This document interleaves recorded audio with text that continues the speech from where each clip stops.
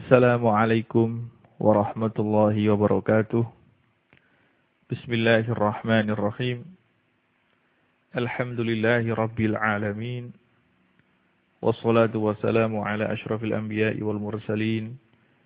Sayyidina Muhammadin wa ala alihi wa ashabihi wa man tabi'ahu ila yaumiddin. Amma ba'du.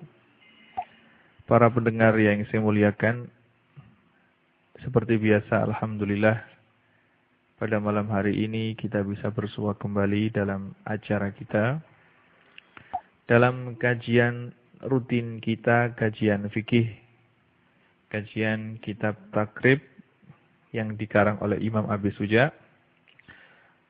Alhamdulillah pada kesempatan kita yang lalu telah kita baca dan telah kita terangkan mengenai masalah siwak. Dalam kajian kita kali ini kita akan memasuki pembahasan yang sangat penting yang kita lakukan setiap hari, yang mana sholat kita tidak akan sah jika kita tidak mengerti dan memahami masalah yang akan kita bahas pada malam hari ini. Masalah yang akan kita bahas pada malam hari ini yaitu mengenai masalah wudu. Tentunya sebagai orang Islam, setiap orang Islam harus memahami dengan benar cara-cara dia berwudu.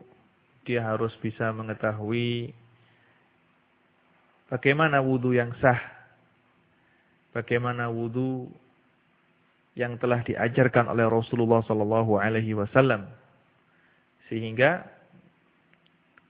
kalau wudunya sah, maka insya Allah sholatnya juga akan sah, karena kuncinya sholat adalah wudu.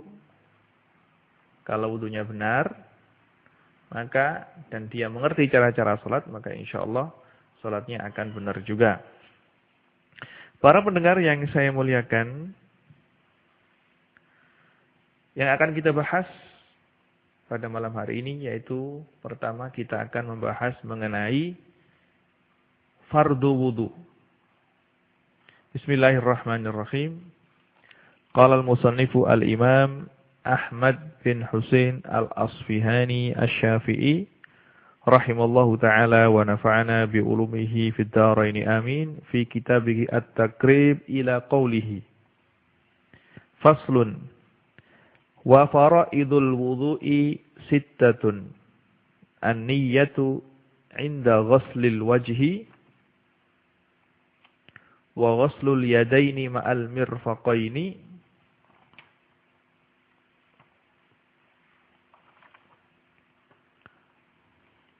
wa fara'idul wudu'i sittatun an-niyyatu inda ghaslil wajhi wa ghaslul wajhi wa ghaslul yadaini ma'al mirfaqaini wa mashu ba'dir ra'si wal khamisu ghaslur rijlaini ma'al ka'baini wat tartibu ala ma dzakarnahu. Yang artinya fardunya wudu itu ada 6. An-niyatu inda ghaslil wajhi, yang pertama yaitu niat ketika membasuh wajah. Wa ghaslul wajhi, yang kedua yaitu membasuh muka. Wa ghaslul yadaini ma'al mirfaqaini, yang ketiga yaitu membasuh dua tangan sampai atau berserta dua siku. Wa mashu ba'dir ra'si, kemudian yang keempat adalah mengusap sebagian kepala. Yang kelima ghaslur rijlaini ma'al ka'baini, membasuh dua kaki beserta kedua mata kaki. Wat tartibu ala ma dzakarna, yang keenam yaitu tertib sebagaimana yang telah kita sebutkan.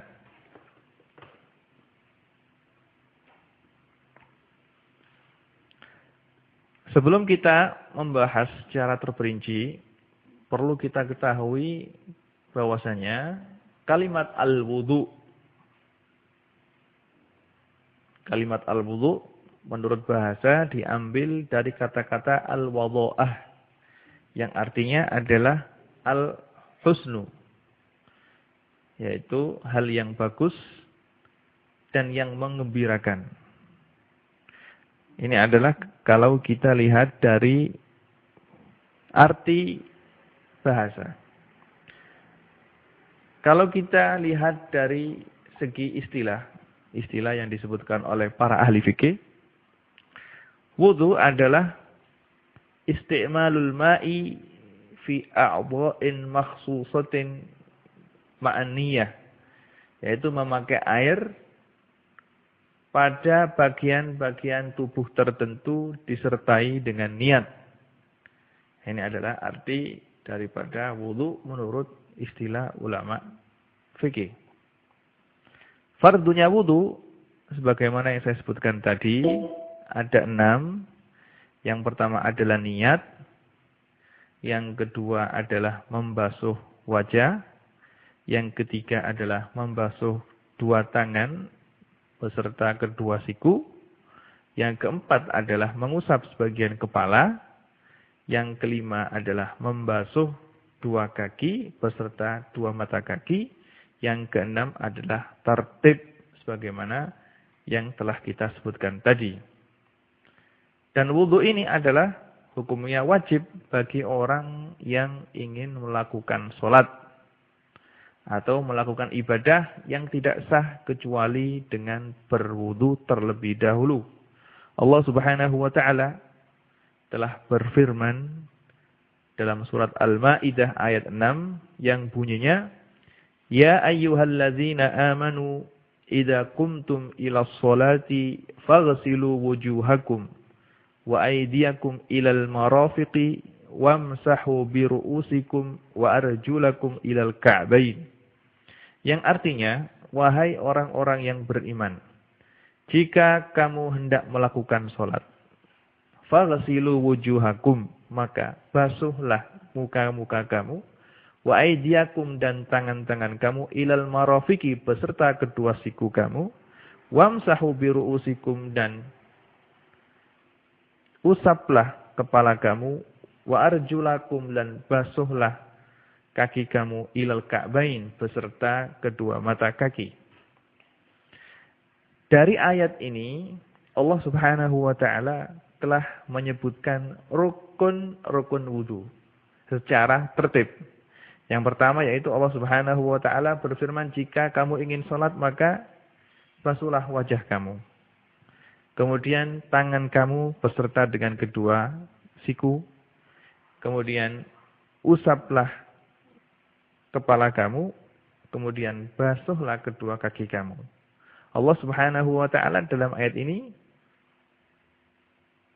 menyuruh kita jika kita ingin melakukan sholat untuk melakukan wudu terlebih dahulu. Fardu yang pertama dari kefarduan wudu adalah niat. Karena wudu adalah satu bentuk peribadatan, yaitu bentuk ibadah, maka disyaratkan untuk sahnya suatu ibadah harus ada niat. Karena Rasulullah SAW telah bersabda, sebagaimana yang diriwayatkan oleh Imam Bukhari dan Imam Muslim, Innamal a'malu binniyat wa innama likulli imri'in ma nawa. Yang artinya, sesungguhnya sahnya setiap pekerjaan itu hanya dengan niat. Wa innama likulli imri'in ma nawa. Dan setiap orang akan mendapatkan sesuatu yang telah dia niati. Jadi, segala bentuk ibadah yang kita lakukan haruslah disertai dengan niat terlebih dahulu. Ini adalah madhabnya Imam Syafi'i. Segala bentuk peribadatan, kalau tidak disertai dengan niat, maka ibadah itu tidak sah. Karena wudu ini adalah suatu bentuk ibadah, begitu juga mandi, wudu, tayamum, termasuk dalam kategori ibadah, maka disyaratkan untuk sahnya wudu harus ada niat terlebih dahulu. Dan niat, apa sih niat itu? Niat sebagaimana disebutkan oleh para ahli fikih, menurut bahasa adalah mempunyai arti al-qasdu, bersengaja. Jadi an-niyat artinya adalah al-qasdu, sengaja. Adapun menurut istilah ulama ahli fikih, niat adalah qasdu syai'i makrunan bi fi'lihi. Niat mengerjakan sesuatu disertai dengan melakukan sesuatu tersebut. Ini adalah niat. Jadi niat itu bareng dengan apa yang diniati. Kalau misalnya ada orang melakukan, saya ingin melakukan umroh misalnya, tapi diucapkan sekarang, umrohnya nanti 1 bulan yang lagi, maka ini bukan dikatakan niat, dikatakan al-azmu. Dikatakan al-azmu. Adapun tempatnya niat adalah di dalam hati. Niat tempatnya di dalam hati dan disunnahkan untuk mengucapkan niat. Jadi sunnah kalau wudu maka niatnya di dalam hati saja, tetapi sunnah untuk melafadzkan atau mengucapkan niat tersebut dengan lisan agar lisannya bisa membantu hatinya agar bertambah khusyuk dalam berwudu. Begitu juga dalam sholat. Niat dalam hati beserta dengan takbir agar takbir ini membantu bertambah khusyuk di dalam sholatnya. Adapun disunnahkannya untuk melafadzkan niat ini adalah karena Rasulullah Shallallahu Alaihi Wasallam ketika haji wada, beliau ketika ingin melakukan ihram, ingin memulai ibadah haji, Rasulullah Shallallahu Alaihi Wasallam melafadzkan niat. Beliau bersabda, Allahumma labbaik Allahumma bihajjin.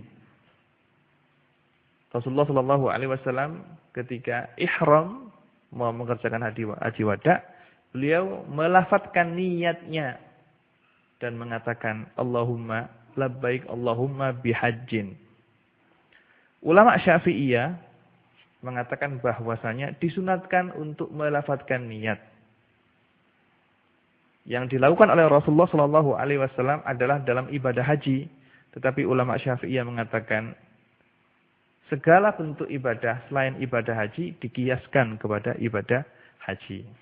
Maka jangan sampai terpengaruh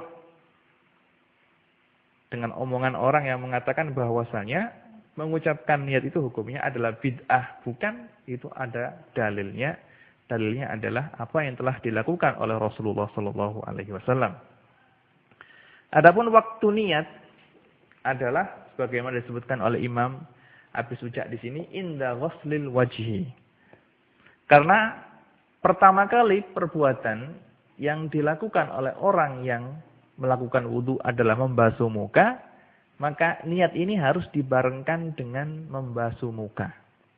Begitu juga karena yang pertama kali dilakukan oleh orang yang sholat itu adalah takbir, maka niatnya orang sholat harus bersamaan dengan takbir.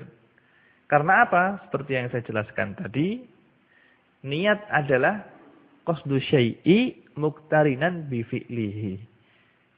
Sengaja melakukan sesuatu, niat melakukan sesuatu yang dibarengkan dengan mengerjakannya.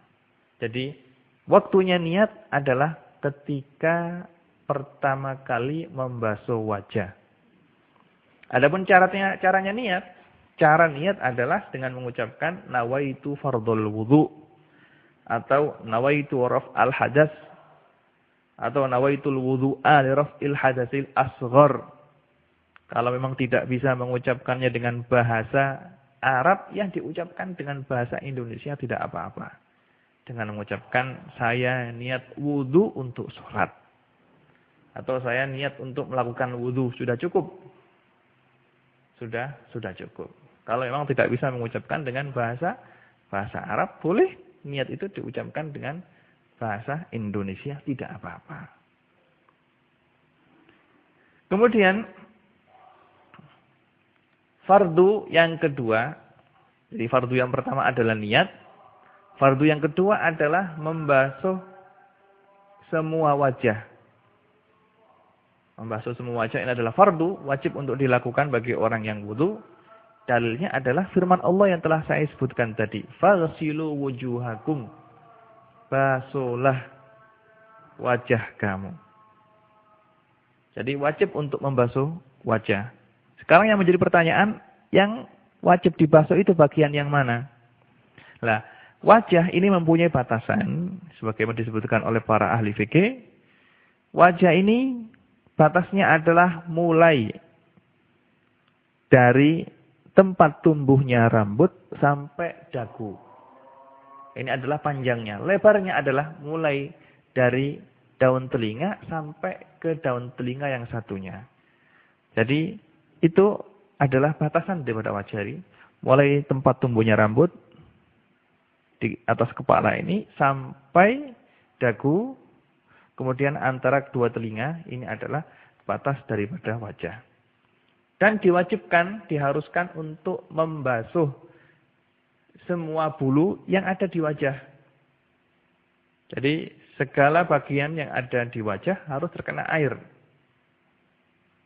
Baik itu bulunya mata, alis misalnya, atau kumis, semuanya harus kena air.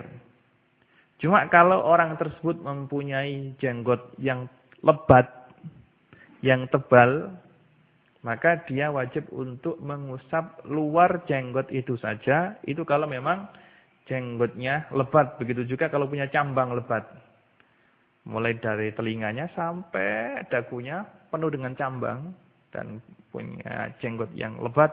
Maka yang wajib dibasuh adalah bagian luar jenggot itu saja. Tapi kalau jenggotnya itu jarang, maka harus membasuh jenggot tersebut luar dan dalam.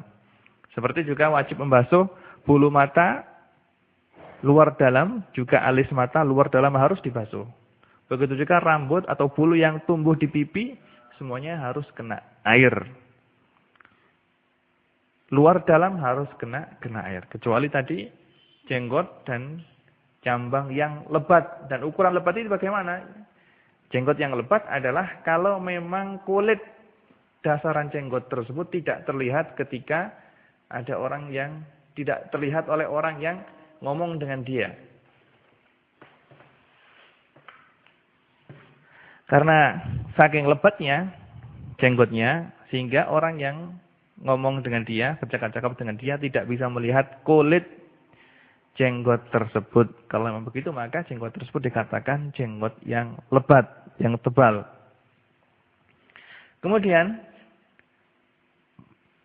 rukun yang ketiga adalah membasuh kedua tangan berserta kedua siku. Wa aydiyakum ilal marafiq, dan basuhlah kedua tangan beserta kedua siku. Maka firman Allah Subhanahu wa taala ilal marafiq, kata-kata ila di sini sebagaimana yang disebutkan oleh para ahli fikih mempunyai arti ma'a, beserta. Dalilnya adalah hadis yang diriwayatkan oleh Imam Muslim dari sahabat Abu Hurairah radhiyallahu anhu, annahu tawaddo'a fa ghassala wajhahu fa asbagha al-wudu'a, thumma ghassala yadahu al-yumna hatta ashra'a fil adudi, thumma yadahu al-yusra hatta ashra'a fil adudi, thumma masaha ra'sahu, thumma ghassala rijlahu al-yumna hatta ashra'a fis saqi, thumma ghassala rijlahu al-yusra hatta ashra'a fis saqi, thumma qala hakadha ra'aitu Rasulullah sallallahu alaihi wasallam yatawadda. Diriwayatkan dari sahabat Abu Hurairah radhiyallahu anhu bahwasanya beliau suatu ketika melakukan wudu. Kemudian beliau memulai wudu tersebut dengan membasuh muka. Beliau menyempurnakan wudu tersebut. Kemudian beliau membasuh tangan beliau yang kanan sampai beliau membasuh lengan.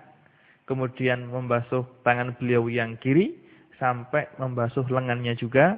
Kemudian beliau mengusap kepala beliau.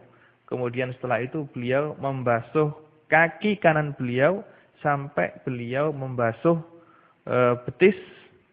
Kemudian beliau membasuh kaki beliau yang kiri sampai membasuh betis juga. Kemudian beliau berkata, "Hakadza ra'aitu Rasulullah sallallahu alaihi wasallam yatawadda." Beginilah saya melihat Rasulullah sallallahu alaihi wasallam melakukan wudu.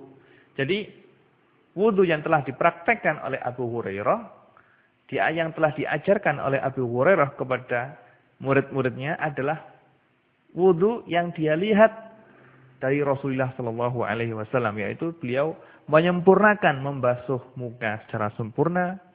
Kemudian beliau membasuh tangan kanan terlebih dahulu sampai membasuh lengan, kemudian tangan kiri sampai lengan, kemudian mengusap kepala, kemudian beliau membasuh kaki kanan beliau sampai beliau membasuh betis, kemudian membasuh kaki kiri sampai betis juga. Jadi dalam wudu ini Abu Hurairah mendahulukan anggota kanan daripada anggota kiri, dan ini adalah wudu yang telah dilakukan oleh Rasulullah sallallahu alaihi wasallam. Dan wajib untuk membasuh semua bulu atau rambut yang ada di bagian wudu. Seperti yang saya kemukakan tadi, wajib membasuh bulu yang ada di muka. Begitu juga bulu yang ada di tangan, wajib untuk dibasuh. Jika kuku orang tersebut panjang dan di bawah kukunya itu banyak kotoran, tidak pernah dibersihkan, yang mana kotoran tersebut bisa mencegah masuknya air ke dalam kulit, atau dia memakai cincin yang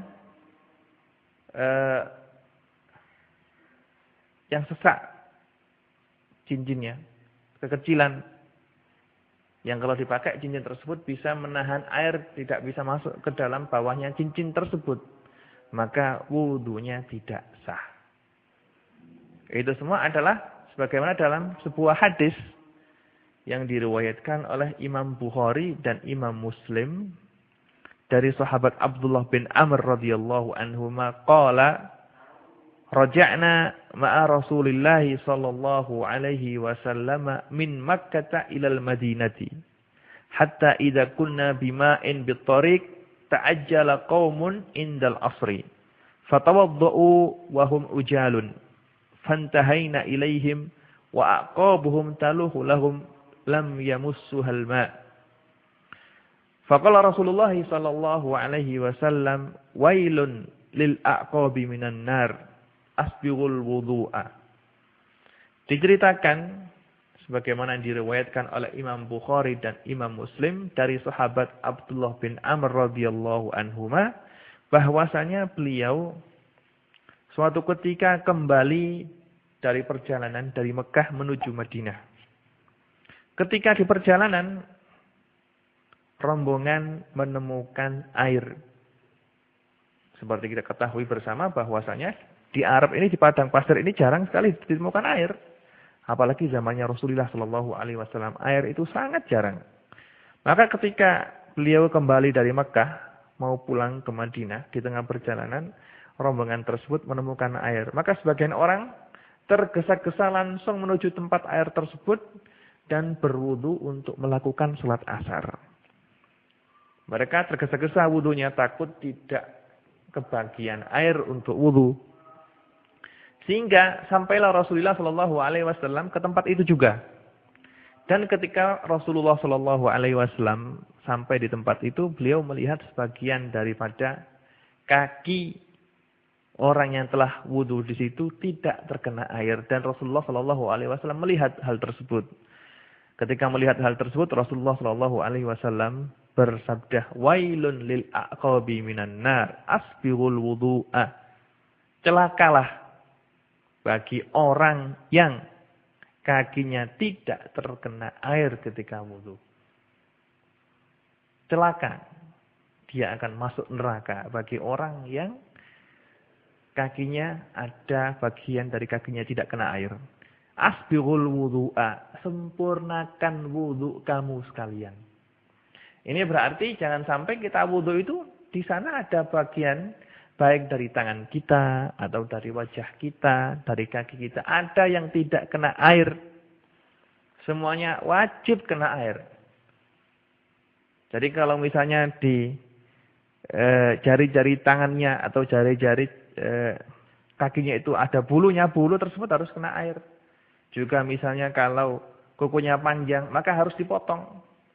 Jangan sampai seperti orang-orang sekarang atau anak-anak mudi-mudi sekarang, mereka memelihara kuku, dibiarkan panjang. Itu tidak sesuai dengan sunnahnya Rasulullah SAW. Karena kuku ini sunnat untuk dipotong. Sebagaimana yang disebutkan dalam hadis, banyak sekali hadisnya Sayyidina Aisyah yang diriwayatkan oleh Imam Bukhari dan Imam Muslim. Memotong kuku itu termasuk khisalul fitrah. Termasuk sesuatu yang disunatkan untuk dipotong. Jangan sampai kuku itu dibiarkan panjang. Ya gunanya adalah nanti kalau kita wudhu itu biar mudah untuk dibasuh. Biar air itu bisa masuk ke dalam atau bisa mengenai semua kulit bagian wudhu.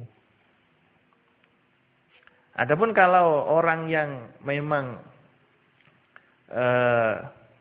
kerjanya itu selalu bergelut dengan tanah atau bergelut dengan semen misalnya, seperti tukang batu atau petani, bapak petani yang selalu bekerja di sawah misalnya, yang mana setiap harinya bergumul dengan tanah liat, atau setiap harinya orang itu kerjanya menjadi tukang batu atau tukang bangunan misalnya, dan dia adalah orang yang selalu membuat adonan untuk bangunan itu. Maka kalau sulit untuk dihilangkan bekas-bekas semen yang melekat di tangannya, di pojok tangannya itu, maka di sana ada pendapat yang mengatakan makfu. Dan ini adalah pendapatnya Imam Ghazali dan juga pendapatnya Imam Az-Zarkashi.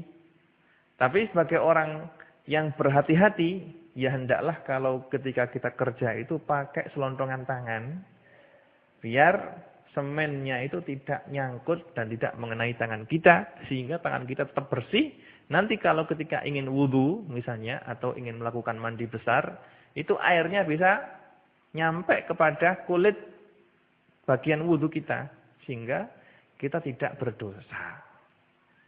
Bagaimanapun juga perkara agama ini harus lebih kita utamakan daripada yang lainnya. Tapi ala kulli halin, kalau memang sudah terlanjur dan tangannya sudah penuh dengan semen dan sulit untuk dihilangkan, di sana ada pendapat yang mengatakan dimakfuh, yaitu Imam Ghazali, dan pendapat ini dikuatkan oleh Imam Az-Zarkashi. Juga dalam hadis yang lain yang diriwayatkan oleh Imam Muslim, anna rajulan tawaddo'a fataraka mawdhi'a dhufrin ala qadamihi fa absarahu an-nabiy sallallahu alaihi wasallam faqala irji fa ahsin wudhu'aka faraja'a summa shalla. Suatu ketika Rasulullah sallallahu alaihi wasallam melihat seorang sahabatnya melakukan wudu. Kemudian Rasulullah Shallallahu Alaihi Wasallam melihat bagian kuku dari laki-laki tersebut, kuku kaki dari laki-laki tersebut tidak terkena air. Kemudian Rasulullah Shallallahu Alaihi Wasallam menyuruh orang tersebut untuk mengulangi wudunya lagi. Beliau mengatakan, irji, kembali kamu berwudu.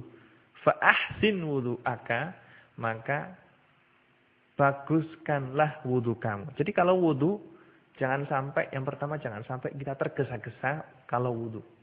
Wudu itu juga suatu ibadah. Jadi kalau kita melakukan wudu, hendaklah kita melakukan dengan hikmat. Seperti kita melakukan sholat dengan tenang, maka kita juga harus melakukan wudu dengan tenang juga. Diceritakan bahwasanya Sayyidina Ali Zainul Abidin, ketika beliau mengambil air untuk wudu, wajah beliau berubah menjadi merah. Seakan-akan beliau orang yang sangat ketakutan. Ketika mengambil air wudu, beliau terus seperti itu keadaannya. Maka para murid beliau bertanya, wahai imam, kenapa kok kita selalu melihat antum seperti orang yang sangat takut sekali kalau mengambil air untuk wudu? Ketika ditanya seperti ini, Imam Ali Zainal Abidin mengatakan, saya sangat takut sekali ketika melakukan wudu. Kenapa? Karena ketika saya ngambil air untuk wudu, saya ingat, saya wudu ini berarti saya akan menghadap kepada Allah Subhanahu wa taala. Menghadap zat yang telah menciptakan saya dan telah memberi saya kehidupan serta memberi saya rezeki. Maka dari itu kalau saya mengambil air untuk wudu, langsung datang khusyuk sehingga saya benar-benar sangat hikmat dalam berwudu. Maka sebagai orang yang taat untuk beribadah, maka jangan sampai kita itu wudu dengan tergesa-gesa. Karena Rasulullah Shallallahu Alaihi Wasallam memerintahkan umatnya untuk memperbaiki wudunya. Ahsin wudu'aka. Maka kalau kita berwudu benar-benar harus kita lakukan dengan sempurna, dengan setenang mungkin, jangan sampai kita lakukan dengan tergesa-gesa. Kalau misalnya tidak ingin tergesa-gesa, misalnya datang ke masjid, terus jamaah sudah dimulai misalnya, terus tergesa-gesa. Kalau tidak mau begitu, ya datanglah ke masjid sebelum qomat, biar di sana ada kesempatan untuk wudu terlebih dahulu. Kemudian ketika membasuh muka, perlu diperhatikan, ketika membasuh muka wajib untuk membasuh sebagian daripada kepala. Karena para ahli fikih mengatakan ma la yatimul wajibu illa bihi fahuwa wajib. Karena kita tidak bisa yakin bahwasanya kita telah membasuh muka secara rata kecuali kalau kita membasuh sebagian daripada kepala. Begitu juga kita tidak bisa yakin kita telah membasuh semua tangan kecuali kita membasuh sebagian daripada lengan. Begitu juga kita tidak bisa yakin kalau kita sudah membasuh kaki dengan rata, kecuali kalau kita membasuh sebagian daripada betis kita. Itu adalah termasuk dalam kategori ma la yatimul wajibu illa bihi fahuwa wajibun. Kaidah yang disebutkan oleh para ahli fikih. Kemudian fardu yang keempat adalah mashu ba'dir ra'si, mengusap sebagian kepala. Yang diusap ini baik kulit kepala atau rambut kepala. Meskipun satu helai rambut saja cukup, tapi dengan satu syarat, rambut yang diusap adalah rambut yang tidak keluar dari batas kepala. Kalau rambut yang diusap itu sudah keluar, bagian yang keluar dari batas kepala itu yang kita usap, maka wudunya tidak sah.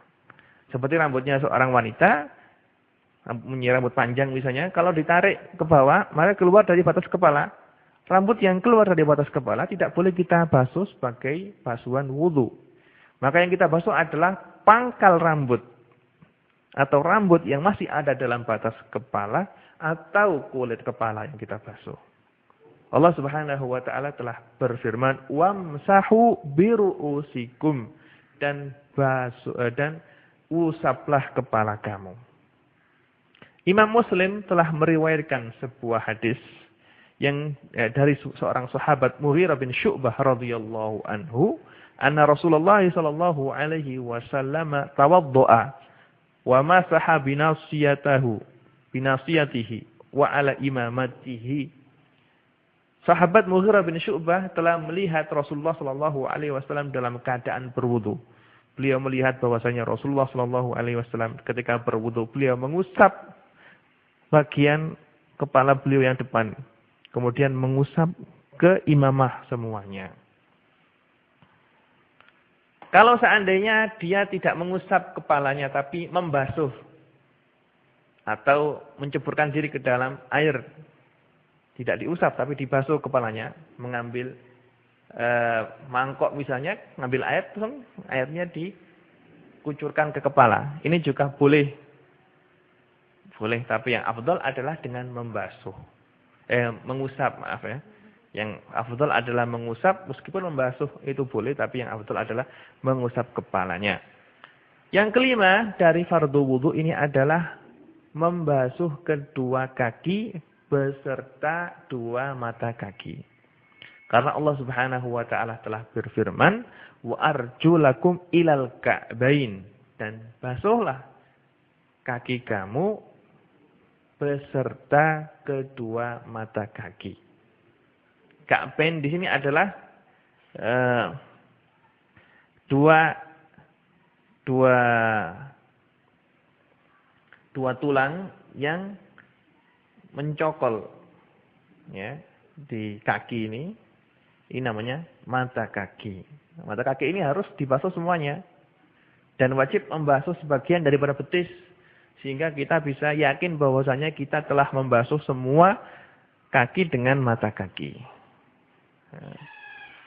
Juga seperti dalam hadisnya Abi Hurairah radhiyallahu anhu yang telah saya sebutkan tadi, beliau mengatakan hatta asyra'a fis-saq, sehingga beliau membasuh sebagian daripada betis beliau. Dan perlu diingat, seperti kita membasuh kedua tangan dengan rata, kita juga harus membasuh kedua kaki dengan rata pula. Jangan sampai ada sebagian dari bagian kaki yang tidak terbasuh. Apalagi bagi orang yang biasanya kerja di sawah, kakinya itu pecah-pecah. Maka haruslah dia kalau berwudu harus lebih hati-hati, jangan sembrono dan jangan tergesa-gesa. Karena kalau memang kakinya itu pecah-pecah, seperti kebanyakan kakinya orang desa yang biasanya kerjanya di sawah dan di kebun, maka wudunya harus lebih hati-hati. Agar dia bisa memastikan bahwasanya air telah masuk ke dalam kaki, ke dalam lubang kaki atau ke dalam pecah-pecahan tadi.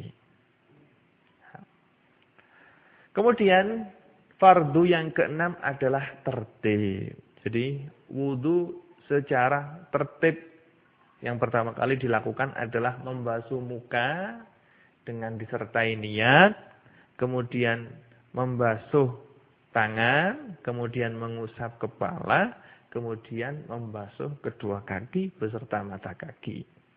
Karena Allah Subhanahu wa taala dalam ayat yang mewajibkan kita untuk berwudu tadi menyebutkan cara wudu dengan cara tertib. Allah Subhanahu wa taala berfirman, "Ya ayyuhalladzina amanu idza qumtum ilas sholati faghsilu wujuhakum wa aydiyakum ilal marafiqi wamsahu bi ru'usikum wa arjulakum ilal ka'bain." Wahai orang-orang yang beriman, jika kamu ingin melakukan salat, faghsilu wujuhakum, maka basuhlah wajah kamu. Wa aydiyakum ilal marafiqi, dan basuhlah tangan kamu beserta siku kamu. Wamsahu bi ru'usikum, dan usaplah kepala kamu. Wa arjulakum, dan basuhlah kaki kamu ilal ka'bain beserta kedua mata kaki. Allah Subhanahu wa taala menyebutkan pekerjaan wudu ini secara tertib, maka kita harus mengerjakan wudu dengan tertib juga. Jangan sampai kita mendahulukan membasuh kedua tangan sebelum kita membasuh muka. Ini tidak boleh. Karena semua hadis yang menerangkan masalah wudu ini, semua cara-cara wudu yang diterangkan oleh hadis-hadis dari Rasulullah SAW menyebutkan bahwasanya Rasulullah SAW melakukan wudu dengan cara tertib tadi. Tidak pernah dan tidak ada sebuah hadis pun yang menerangkan bahwasanya Rasulullah memulai membasuh kedua tangan sebelum membasuh muka. Ini adalah wajib. Jadi wudu dengan tertib itu adalah wajib, dan wudu dengan tertib ini adalah yang telah dilakukan oleh Rasulullah SAW dan yang telah diajarkan kepada para sahabatnya. Juga para sahabat mengajarkan hal tersebut kepada tabi'in dan tabi'in kepada tabi'ut tabi'in sampai nyampe kepada kita semua cara wudu yang dilakukan oleh Rasulullah SAW. Kiranya cukup sekian kajian yang bisa kita kaji pada malam hari ini, yaitu mengenai fardu-fardunya wudu. InsyaAllah dalam kajian kita yang akan datang, kita akan membahas mengenai sunnah-sunnah wudu. Mudah-mudahan apa yang telah kita kaji bisa kita terapkan dan bisa kita amalkan. Karena ilmu yang tidak diamalkan tidak ada gunanya seperti pohon yang tidak berbuah. Jadi kalau ada santri yang capek-capek belajar, kemudian tidak mau mengamalkan ilmunya, maka ya jangan belajar, lebih baik jangan belajar. Kerja saja biar dapat uang. Karena apa? Karena mencari ilmu adalah pekerjaan yang sangat mulia. Sangat mulia. Orang yang berilmu atau orang alim itu derajatnya lebih tinggi daripada orang yang ahli ibadah. Maka kalau kita mendapatkan ilmu, maka ilmu tersebut langsung kita terapkan dan langsung kita praktekkan dalam kehidupan kita, sehingga Allah Subhanahu wa taala memberikan berkah dan akan memberikan kita ilmu terhadap sesuatu yang belum kita ketahui. Man amila bima ya'lam, 'allamahullahu ma lam ya'lam. Yang artinya barang siapa yang mengamalkan sesuatu yang telah dia pelajari, maka Allah Subhanahu wa taala akan memberikan ilmu kepada dia sesuatu yang tidak pernah dia tahu. Nasallallahu subhanahu wa ta'ala ayyaj'ala ilmana hujjatan lana la hujjatan alaina wa yaj'ala darsana darsan mubarakan wa yuwaffiqana lima yuhibbuhu wa yarda wa sallallahu ala sayyidina Muhammadin wa ala alihi wa sahbihi wa sallam. Subhana rabbika rabbil izzati amma yasifun wa salamun al mursalin walhamdulillahi rabbil alamin. Wassalamu alaikum warahmatullahi wabarakatuh.